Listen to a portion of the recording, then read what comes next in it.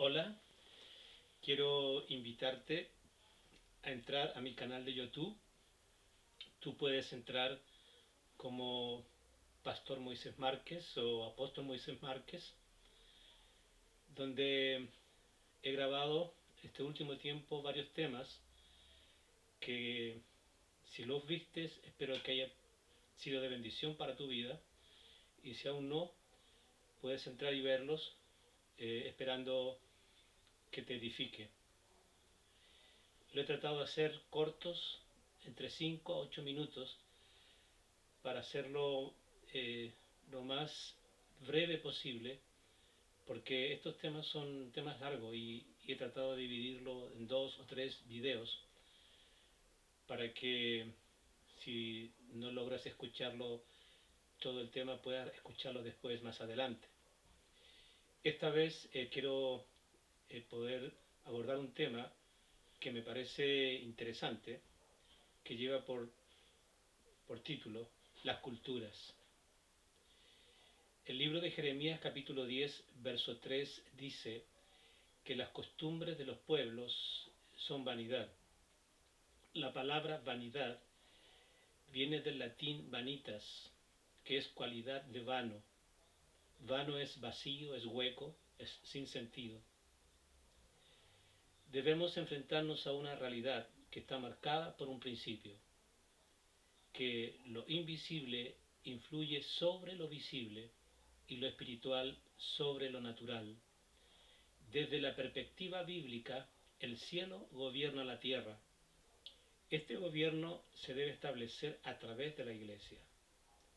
La tierra, o sea, las naciones, los pueblos, en este sentido, han estado expuestas por mucho tiempo a influencias espirituales de maldad a través de la historia. La función de la Iglesia es derribar, destruir, romper esas fortalezas e influencias que el enemigo ha traído.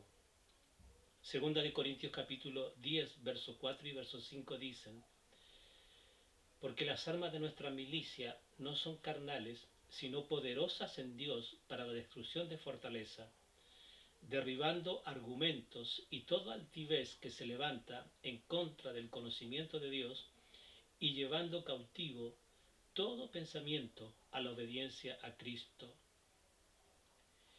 Dios escogió a Abraham, de quien levantó un pueblo y a quien le entregó los estatutos, su palabra.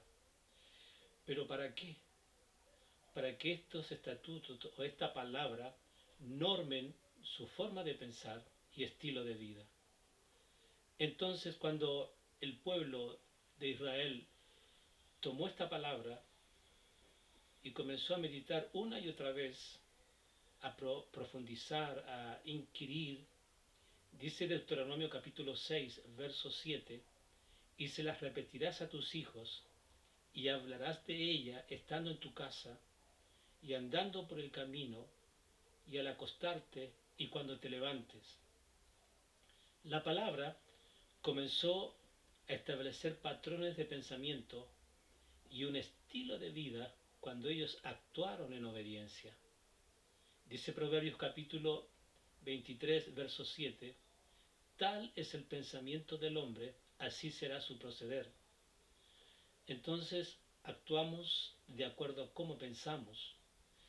Dice Romanos capítulo 12, verso 2, no os conforméis a este siglo, sino transformaos por medio de la renovación de vuestro entendimiento, para que comprobéis cuál sea la buena voluntad de Dios, agradable y perfecta.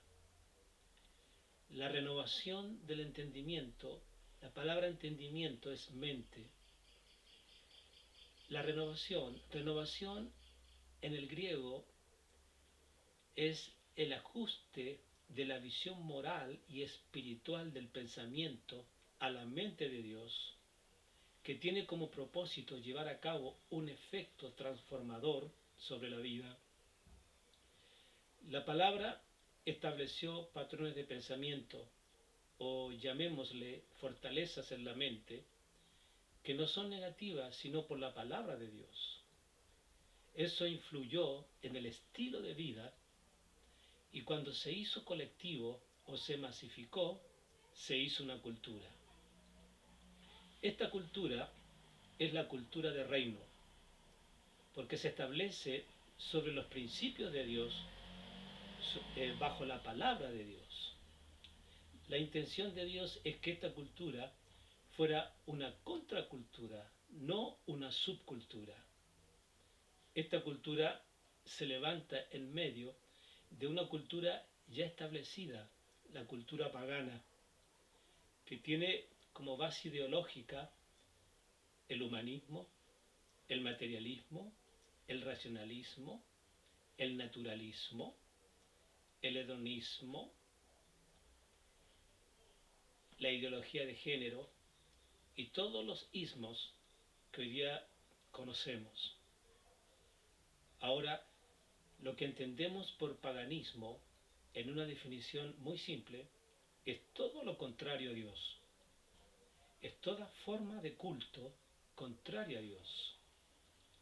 La intención de Dios siempre ha sido darse a conocer.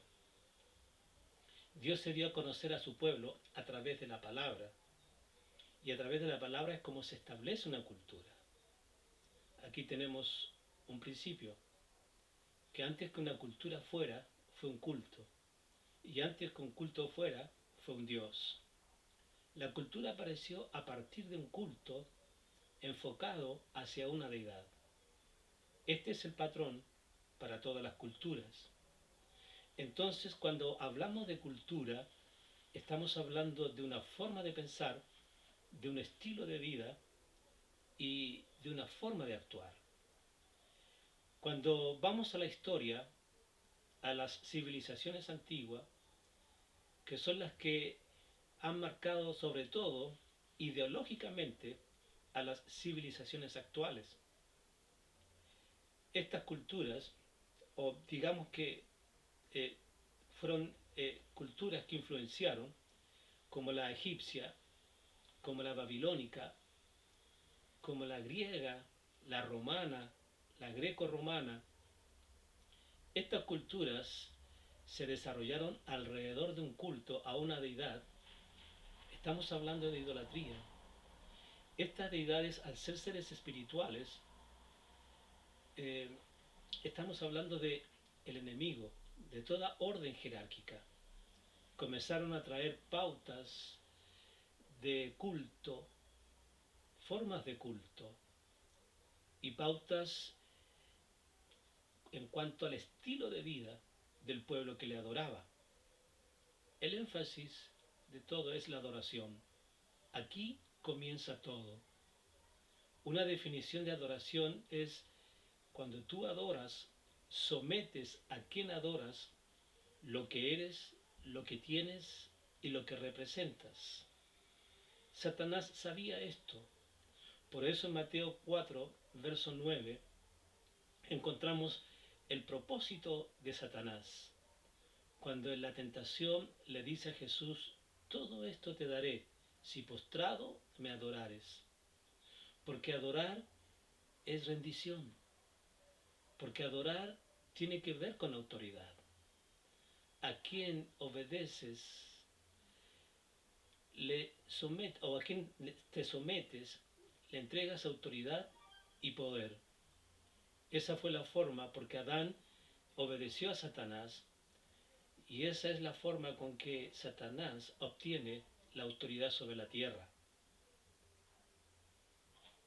El próximo video quiero tocar el punto de cómo Satanás obtiene la adoración de los ángeles que se rebelaron contra él y cómo eso influyó después en la humanidad. Nos vemos.